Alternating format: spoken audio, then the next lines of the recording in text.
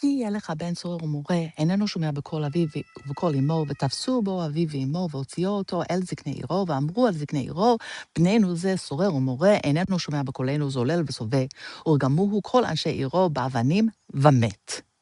If a man has a wayward, rebellious son who does not heed his father or mother, his father and mother shall take hold of him and bring him out to the elders of his city, of his town, and they shall say to the elders, "This son of ours is wayward and rebellious. He does not heed us. He is a glutton and a drunkard."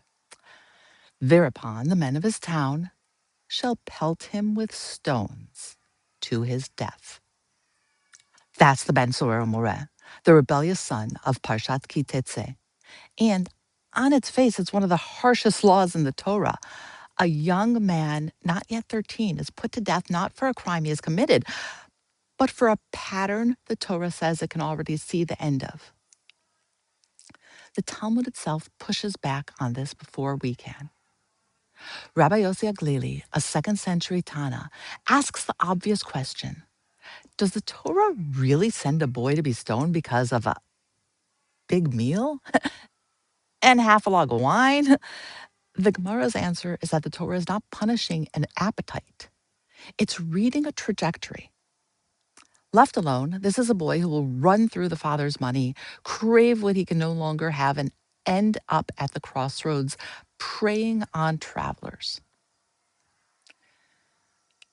Amra Torah yamut zakai v'al yamut chayav. The Torah said, let him die innocent rather than live to die guilty. But here's the detail that changes how we should hear all of this. Elsewhere in that same tractate, the Talmud states flatly that there never was a Ben Soror Umoreh, and there never will be. So why all this fuss? Ben Soror Umoreh lo haya velo atid liot. A rebellious son never existed and never will.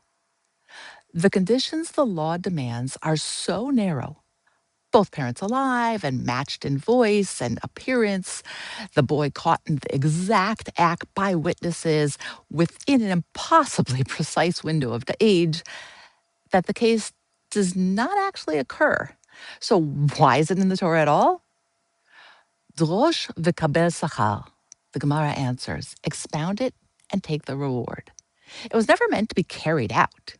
It was meant to be studied, mined for what it teaches us about raising children long before any child is standing at the city gate. Now, that's exactly how Rabbi Moshe Kalfon HaKohen, the chief rabbi of the island of Jerba, off the coast of Tunisia in the early 20th century, this is how he reads it. He turns this law away from the courtroom and points it directly at the parents. His warning is about timing. A parent who waits until trouble is visible has already waited too long. He compares it to an illness that feels harmless in its earliest stages and only later reveals how deep it has taken hold. By the time the symptoms are obvious, the damage is done. Chinuch, in his reading, cannot be something a parent reaches for only once there's something to correct. It has to be a form of attention that runs underneath everything, all the time. And then Rabbi Kalfon does something that feels strikingly current for a rabbi writing more than a century ago. He refuses to hand parents a single method. He insists that how a parent corrects a child has to be based on that particular child, their temperament, their pace, how much rebuke they can carry before it stops sounding like guidance and starts sounding like noise. Push too hard in the wrong places, he suggests, and a child simply stops hearing you at all. He reaches for an older Talmudic image to describe the balance he has in mind.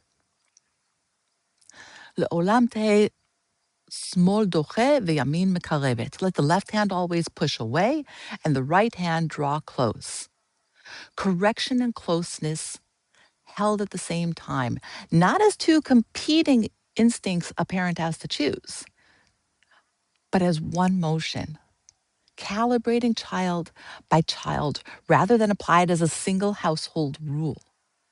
And remember, we're pulling with our right hand, which is considered the stronger one. Now, it's worth noticing that a very similar idea is being argued right now in an entirely different vocabulary by contemporary psychology. For example, Dr. Becky Kennedy, a clinical psychologist and the founder of the parenting framework, Good Inside, has built much of her recent public work around a related warning that parents who try to spare their children every hard feeling, who avoid the discomfort of holding a limit because it's easier not to, don't end up with more resilient kids. They end up with kids who never learn they can survive, never learn they can survive disappointment or difficulties.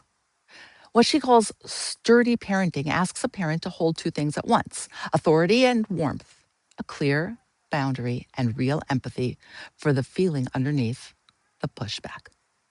It is, in different language, almost exactly Rabbi Kalfon's left and right hand discipline and closeness, neither one allowed to substitute for the other. Both of them, centuries and continents apart, are really unpacking a much older verse from Mishle. Chanoch lenar al pi darko, gam ki yazkin lo yasur mimena. Train a child according to his own way. Even when he's old, he will not depart from it. Not a curriculum, not one tone of voice for every child in the house. A way of paying attention that starts with the actual child in front of you. Rabbi Kalfon is direct about what is at stake. Either way, a parent who does this work, he writes, gives real satisfaction to God, to themselves, to the child, and to every generation that follows. Because that child grows up to raise the next one the same way. A parent who looks away, who lets the discomfort of correcting a child go unaddressed because it's easier not to see it, ends up carrying that pain too. Neither the investment nor the avoidance stays contained to one generation. So the Ben Sorero Moret was never once carried out, not because the danger it describes isn't real, but because the Torah never needed it to happen to make its point. Now it exists so that we should study it the way Rabbi Kalfon did and walk away with one durable idea. Chinuch, education, isn't something you perform once trouble shows up. It's something you tend to early, one child at a time, with a hand that pushes away and a hand that draws close, long before you'd ever need to find out how the story ends. Shabbat Shalom.